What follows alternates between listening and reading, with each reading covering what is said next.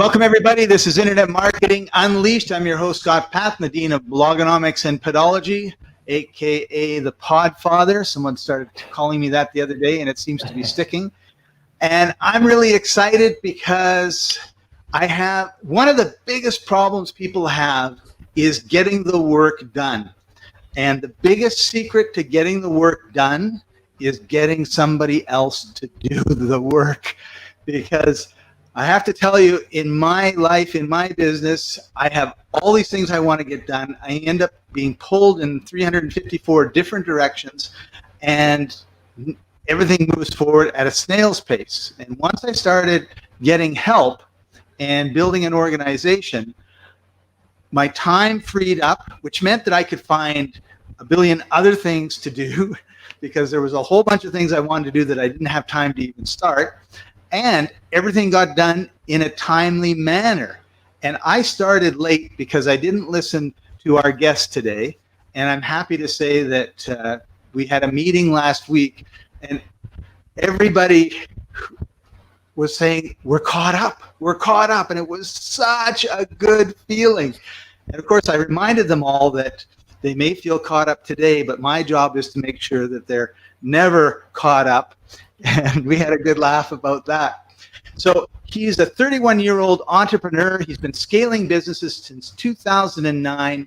His first business was called Portlight, and it sold over $30 million in sales through Amazon. And Amazon is a huge mystery to me when it comes to actually selling something successfully there. So congratulations. He was co-founded freeup.com, which is an initial $5,000 investment in 2015. And he scaled it to $12 million per year in revenue, which was exceptional, is exceptional. It was acquired by actually a mutual friend of ours in 2019, and today he's co-founder of OutSource School. It's a company working to educate entrepreneurs on how to effectively hire and scale with hundreds of virtual assistants and freelancers from all over the world. And I have to say that Outsource School is something that is really, really needed, because most of my clients that I talk to have no clue how to be an effective boss. They're solo entrepreneurs or very small businesses, and their skill is whatever their business is, and it's not managing people. So this is a really important service. And he scaled and hired hundreds of virtual assistants and freelancers from all over the world. And he shares his roadmap for scaling with us today. So with that, welcome to the show, Nathan Hirsch. How are you today? Doing great, Scott. How are you? I'm doing awesome. So let's just jump right into it. How did you get started working with virtual assistants? I guess I would go back to your days with freeup.com. So, it actually goes back to the Amazon business. I started off hiring college kids, and they were pretty unreliable. So from there, I tried hiring people in the US, and they turned out to be really expensive and not taking me seriously as a 20-year-old entrepreneur. So I turned to the remote hiring world and hired my first VA. She was awesome. I actually worked with her for over 8 years before we sold FreeUp. But my next few hires didn't go as well. They weren't following directions. I couldn't communicate. They were quitting and disappearing. And I really set out on a mission to learn how to hire VAs, because I saw it as an opportunity to, hey, if I figured this out, I could have lean businesses in any business I start going forward, and awesome teams and people I could rely on. So I always wish that there was an outsource school back in the day that could just say, hey, ask these interview questions. Here's a lead generation process. Make sure you don't make that mistake. And instead, I spent years doing trial and error. And when I eventually figured it out, my life changed. Our Amazon business rapidly scaled. We started a second company that we scaled to 8 figures in 4 years without any office, no US employees, just me, my business partner, and 35 remote virtual assistants in the Philippines. And from there, once we sold it, once we were acquired by Mark, who's a mutual friend, we set out on a mission to help other entrepreneurs do the same thing and be able to skip that trial and error and give other people access to our systems, our processes. And it's the same processes we use to scale our other business. It's the same process we use to scale, or we're using right now to scale Outsource School. And it's been a lot of fun just helping other entrepreneurs. Cool. So before we get into the outsourcing part of it, you talked a little bit about, starting up with Amazon and the other businesses. What were some of the key lessons that you learned in that beginning part of your entrepreneurial journey? Because I know the journey is still continuing. Yeah. So one of the hardest lessons I learned was about diversification. I put all my eggs in one basket. I hired this manager of the day, and I trained him to do all parts of my business. And I spent 6 months training him. And when I finally trained him, my life was better. It was stress-free. He was running my business. Well, I did the same thing on the other side with my manufacturers. I didn't really, I had this one manufacturer who was doing like 80% of my business. And I said, hey, I don't care about the other manufacturers. Let's focus on this one. So I have one manufacturer. I have one person running everything. And I take my first vacation in over a year, and my manager quits on me on the first day of vacation. And then my manufacturer drops me on the same day. So I learned a very valuable lesson about putting all my eggs in one basket. And it took me 6 months to a year to build the business back up. But when I did, I worked with lots of different manufacturers, and I split it up into teams where I had certain people for customer service, certain people for listing products or for working with manufacturers, so that issue never happened again. If people quit, that wasn't as much of a big deal. And I think the second biggest lesson, which applies to this podcast, is marketing. I mean, when I was selling on Amazon, I didn't have to worry about marketing. I paid Amazon their 15%. They got me all the customers. And when I started FreeUp, I had no idea how to get in front of customers. I had to learn SEO. I had to learn how to do Facebook ads and how to just network and have joint ventures and get on podcasts, and all this stuff was new. So what I did was I hired virtual assistants very few hours a week, like 5 to 10 hours a week, to experiment with lots of different things, what I consider low risk, high reward. I'd have them do lead generation to find influencers, to find partners, to get me on podcasts, to get me on webinars, and stuff that was working, I put more time and effort into, and stuff that wasn't working, I'd pull back. And after 6 months, we had a very good idea of how we were going to create a marketing plan to grow FreeUp. Very cool. Very cool.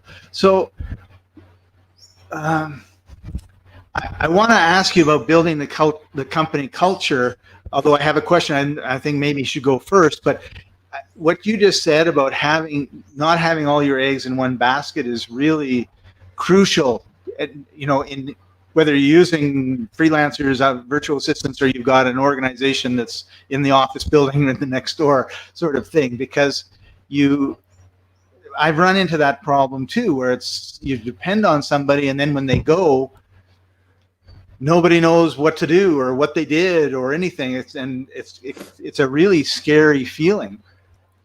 Yeah. And we also learned a lot about just having standard operating procedures, right? Like a lot of people, they fall into what I consider the training trap, where they do one-on-one training with someone, they get that person to be really good, but they don't realize how risky that makes their business. What happens if that person leaves? What happens if that person gets sick and can't work for 3 months? And a much better way is to have really good standard operating procedures, SOPs, that says who does what when in every situation. And that's what makes your business scalable. That's what makes you able to promote people from within. Like my VA, Anna, who's now a team leader, she started off managing my inbox. And once she proved that she was way too good for that task, we promoted her to team leader, but we had an SOP for how to run our inbox. And we actually have a playbook that we give to our members at OutSource School. So when we promoted her, we just slid someone underneath her. We gave them the SOP. She jumped in to do any fine tuning, and it was an easy transition. And my last point there is, it also makes your business sellable, right? If Mark came to buy FreeUp and he says, how does customer service, how does billing work? And I said, oh, don't worry about it. The people in customer service know how to do it. Or, hey, it's all in my head. I'll teach you. He's not buying that business. He wanted to see who does what right. when in a document or in a software. We have a software called Simply SOP that holds our SOPs. And that's what makes your business scalable and sellable. So your SOP software is for sale, I hope? Yeah, so you can either go to simplysop.com, or if you join OutSource School, we include it as a bonus. So it's free, included in your membership. Great, because that sounds to me like something that's, I was going to say worth its weight in gold, but if it's like electrons, I don't mean it that way, but it's really crucial that you have these SOPs, that you take the time. It's like building the foundation. You have to build the foundation of your business, and that means SOPs, standard operating procedures. And when it's in your head, it's a real problem, because when I worked for Safeway for 20 years as a store manager. I had 300 employees. When I left, I was traumatized, PSDT, I think, TD, and I didn't want to have anybody around me. I want to be like totally alone. And it took me 10 years to get over it and realize that, doing everything myself was crazy. And as I started to bring people on, I'm trying to explain what I'm doing to them. And you could just see me bouncing off the walls, because I would, this, and then, but before you do that, you got to do this. And they were totally getting confused, because of course they didn't understand anything that I was saying to begin with. And so these standard operating procedures are really crucial to running a business. Yeah, completely agree. And what we actually do is we give our virtual assistants ownership of the SOP. So we'll create the rough draft of the SOP. We'll get them to learn it and train them to do it. But then it's their job to make that SOP better and to keep it updated. Because when you're a startup, and even in year 4, I still consider businesses a startup, your processes change. They evolve over time. And once you have 35 virtual assistants and lots of different teams, I don't want to have to update every single SOP every time I update stuff. So I give my virtual assistants ownership. It's their job to keep that SOP updated.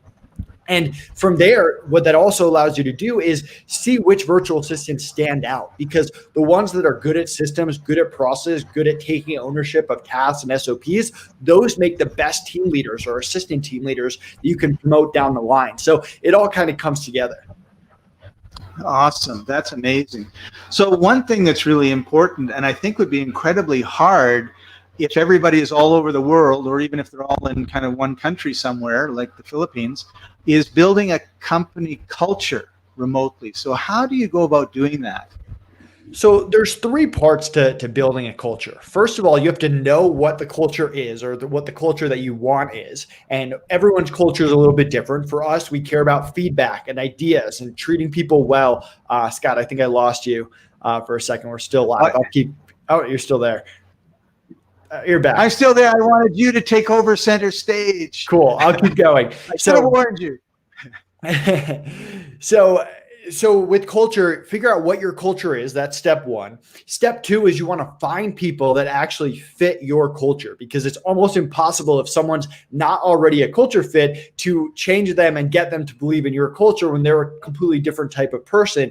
And then step 3, it's what do you do to maintain that culture down the line? Because I see so many companies that they say this is what their culture is. They might even hire people that are a good culture fit, but they're not doing anything to maintain that culture down the line. We do culture meetings every single month. We reinforce to people when we hire them that no matter how talented they are, we don't work with people that aren't a good culture fit. And although it hasn't happened often, because we're pretty good at hiring for culture, we've removed people in the past that aren't a good culture fit, even though they were fine with their jobs, because it brings everything else down and it starts to deteriorate the culture you have. So I like to focus people on spending time defining what your culture is, finding people that fit that culture and make that part of the hiring process, that is part of our interview and onboarding process that we teach at OutSource School, and then doing things like culture meetings to reinforce that culture and making any tweaks that you need down the line. And you want people to buy into the culture. You want people to feel like they're a part of the culture. And the culture can evolve over time. People can give ideas and feedback and help be a part of that. But culture is something that's really important to us. And my business partner, Connor, is a culture guru. So I've learned just so much working from him on how to build a great culture, especially with remote people that you're not seeing every single day. Cool. So you said part of your culture was feedback. Can you kind of expand a little bit on how, if that's the point, or some other aspect of the culture that you want in your company, just so that we have an idea of how that works? I find it fascinating. Yeah, and we've got lots of parts of our culture. I mean, treating people with respect, owning tasks, like there's so much stuff that's important. With feedback specifically, I mean, we don't want to work with robots who just do what Connor and I tell them to do, and they don't have their own ideas, they don't have their opinions. We want people to give feedback. We want people to take their experience, their expertise, what they've learned from other jobs, and help us make Free Up better or Outsource School better or whatever company we're working on. So what we do is we set the expectation that, hey, what we're teaching you right now, this is what we built so far. It's not the way it is because Nathan said so. It's, hey, this is what we've come up with so far, and we want your feedback. And that doesn't just mean that we're going to implement every feedback you tell us instantly, but we are going to listen to it, and we are going to make improvements based on that feedback. And the other side of feedback is we only want to work with people who can take feedback and not take it personally and not have it ruin their day or ruin their week. When we do one-on-one meetings, we want to be able to tell you, this is what we like, this is what we don't like, this is what you're doing great, this is what you're not doing great. Here's something we can challenge you on, and be able to have those professional conversations that people can take action on going forward without taking it personally. That's a really good point. Oftentimes people take it personally, and if you've got cross-cultural differences and also individual differences, it's really important that we be able to communicate openly and honestly, and take the feedback, and then also discuss things and get feedback both ways. I think that's really crucial to success. Yeah, 100% agree. I mean, and even as business owners, we accept feedback. Like if we're doing something wrong, we want to know about it. We don't want to just keep going on the wrong path or keep doing something that's pissing our team off. We want someone to speak up and let us know so we can make adjustments. And I mean, that's kind of how I learned how to be a better leader and a better manager, because I'm in a position where I've never had a real job before. So I had some internships, and I had managers at those internships, which in my opinion weren't the best managers. But when I started hiring people and having people work for me, where I became the manager at a young age, I reverted back to what those managers were, because that was the only experience I had. And it took other people giving me feedback to make improvements, which eventually reduced turnover and stressed people out less and made people want to work and stick around and build a better culture. And without that feedback, I would have just kept going on a path of being that manager that micromanages people and stresses everyone out forever. So to me, feedback on so many levels. I got some feedback an hour ago. It's so funny we're talking about this.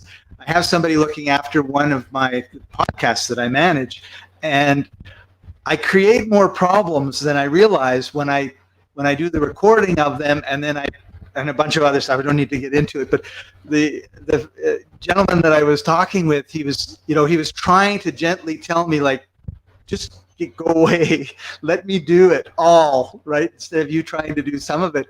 And by the end of it, it was like, yeah, okay, I can totally see where I'm screwing up and causing you problems. And so yes, we have a new agreement. I have less work to do. Why am I fighting for more work is what's going on in my head, right? Just they know what they're doing, let them do it. And sometimes that can be really difficult. Yeah, it can. And I mean, especially if you became a young entrepreneur like I am, just hearing people tell you that you're not as good as you think you are, or that things that you say are rubbing people the wrong way, it takes a little bit to get over that. But I mean, some of the best ideas, some of the ideas that have made my companies the most money, saved my companies the most money, have come from other people. And when you look at it like that, like encouraging people to give you feedback on all levels is a no-brainer. Yeah, it's really, really important. So you and I are both 100% convinced that we need freelancers, virtual assistants, executive assistants in our business helping us that are remote workers, because there's always that arbitrage in the savings. And also, we're really helping people in countries that are not maybe as advantaged as the first world live a good quality life, which to me is a major part of why I do what I do in this area. So, but there's a lot of people listening or watching who may be saying, like, why would I? Like, what are some advantages of hiring virtual assistants over having an in-person employee? Yeah, I mean, you get the flexibility, right? Like you don't have to hire everyone full time. You can hire them part time. You can hire them project based. You can actually use time zones to your advantage. Like I have people that get stuff done before I even wake up, and it's in my inbox waiting for me when I wake up.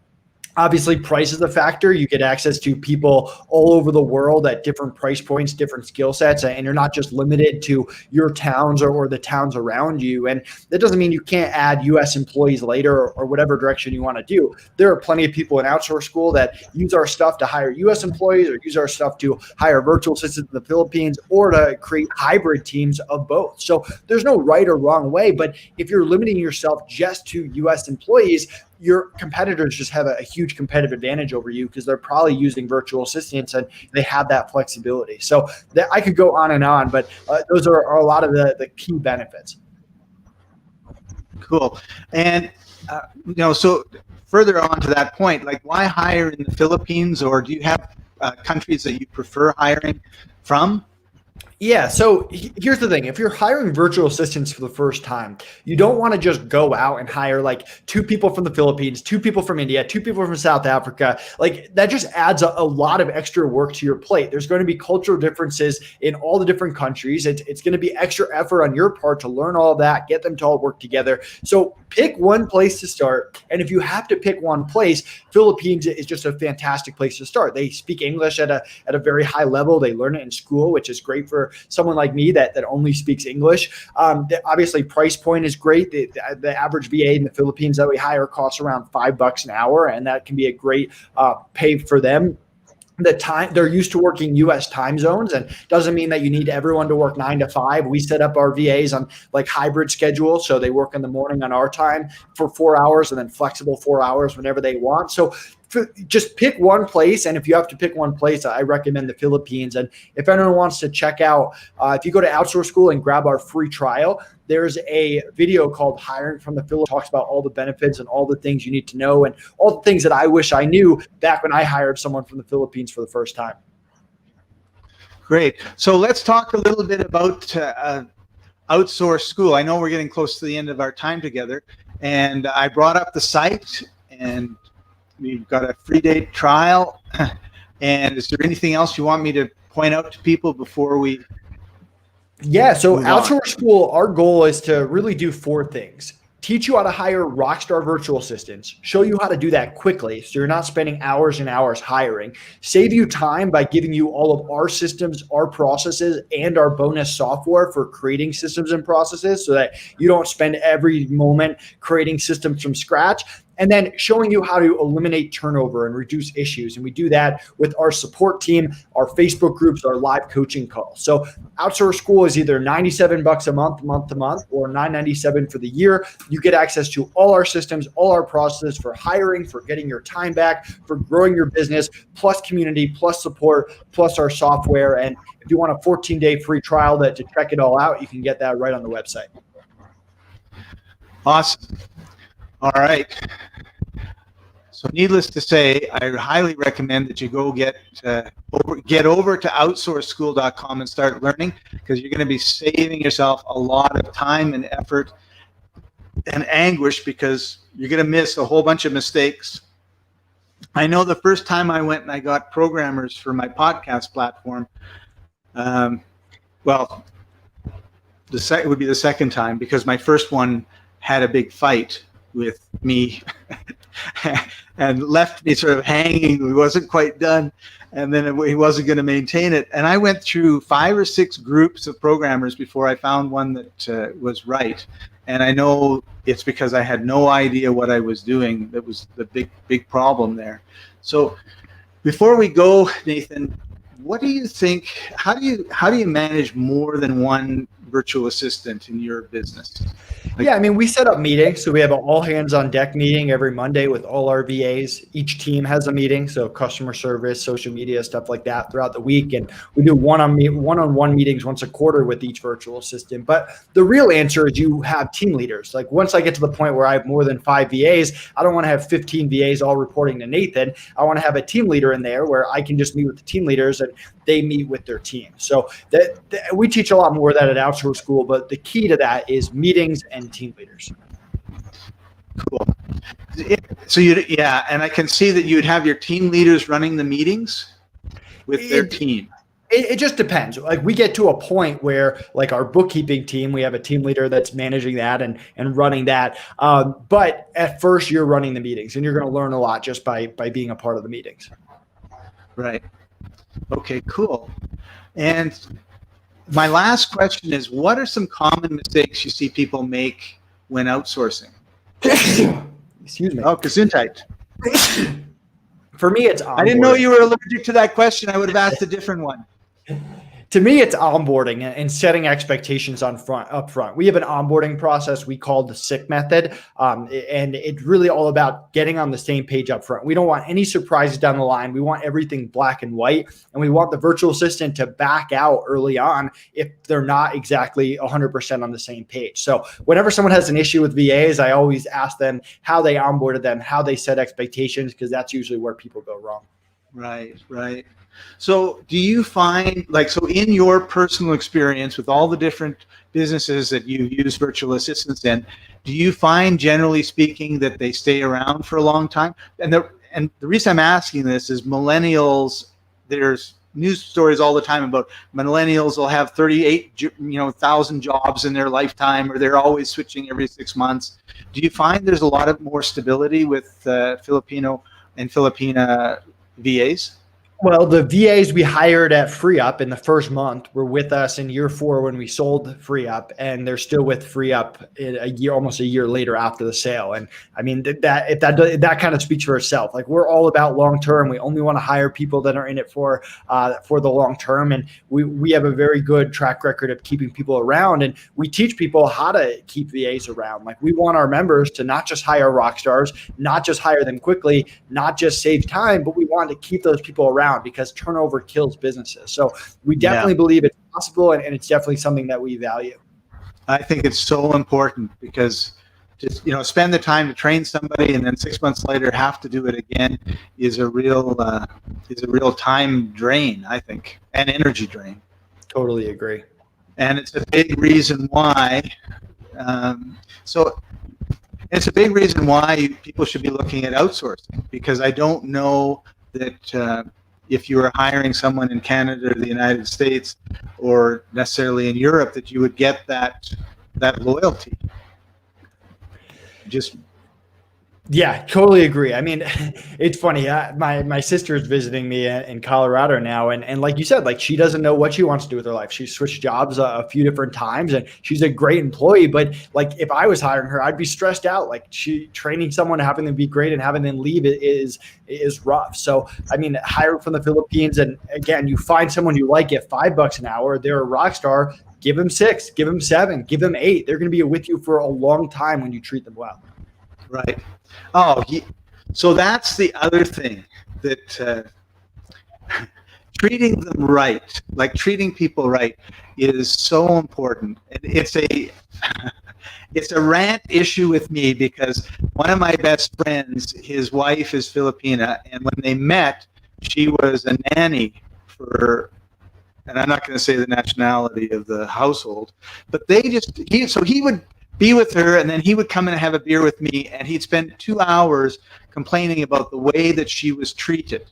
And then over time, he got her the visa so that they didn't have that, if you don't work for me, you're going to have to leave and go back to the Philippines threat hanging over her. And then she would train, and now she works at the hospital, and it's really happy. But I know that a lot of people treat their VAs really poorly, and I don't know what to do about that specifically, except make an environment where VAs can go where they are treated well, and so they don't work for those jerks. But any comments on that before we go? Yeah, we're all about treating people well. It's a part of our management section at OutSource School. And I mean, you got to treat people well. If you don't, people are going to leave. It pays to treat people well in general. Yeah. So I'll kind of leave it at that. All right, cool. Nathan, thank you so much for coming on the show. Thank you so much for sharing your knowledge. I really appreciate you, and I really appreciate OutSource School. I'm going to have to join, because you just showed me everything that I don't still know. And I have a lot of people in the Philippines that work with me, and I want to make sure that we're doing everything right. So do you have any last parting comments or anything you'd like to say before we go? No, I mean, if people want to connect with me, Nathan Hirsch on Facebook, on LinkedIn, you can schedule a call with me or someone on my team right on the website. I mean, we're there to help other entrepreneurs, and we want to give back as much as possible. We also donate 3% of all sales to our favorite charity, Teach for the Philippines. So, yeah, we just appreciate the support, and it's been a lot of fun. Awesome. So below here is a link in the comments or off to the side, wherever the comments are that you're watching, for Outsource School. And head over there, connect with Nathan, and believe me, your business is going to be expanding beyond your wildest dreams. Can we say almost effortlessly, Nathan? Our goal is to make everything as quick and easy as possible. So effortlessly is a good word. Awesome. All right. Thanks for joining us, everybody. Appreciate having you on the show as well. And we'll see you next time. Bye-bye.